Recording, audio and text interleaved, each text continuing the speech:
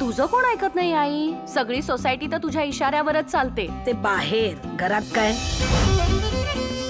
एवढ्या चांगल्या चांगल्या मुली दाखवल्या त्याला, पण हा नग घेऊन आला.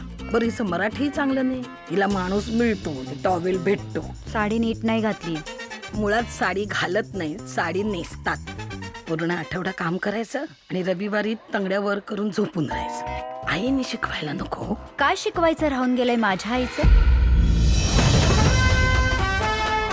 दोघही MBA, पगार पक्कळच असणार. म्हणजे आम्ही इतके दिवस घरासाठी राबलो, त्याचं काही नाही.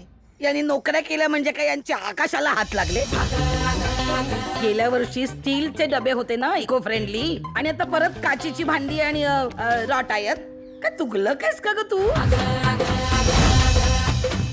तुला अडचण आहे? कावळा शिवलाय का तुला? कावळा तो का शिवेल? अगं तुझा महिना चालू आहे का? तुम्ही ना कधी कधी अतिच करता. मी कधी माझ्या आईच्या घरी अशा बुरसट रीती पाळल्या नाही. मग जा चालती हो तुझ्या आईकडे. उद्या बाळ झाल्यावर काय? 2 दिवस वर्क फ्रॉम होम असेल, बाकीचे 4 दिवस आईच हँडल करणार आहे ना सगळं. व्हॉट इफ मला बाळ नकोय? मुलगी हरू शकते, सून हरू शकते, बायको सुद्धा हरू शकते, पण आई हरत नाही.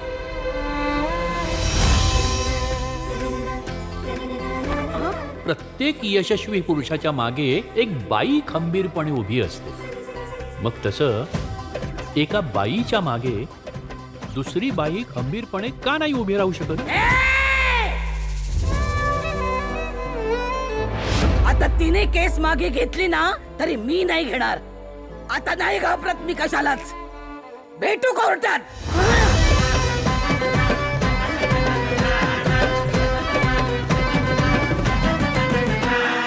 अग अग सून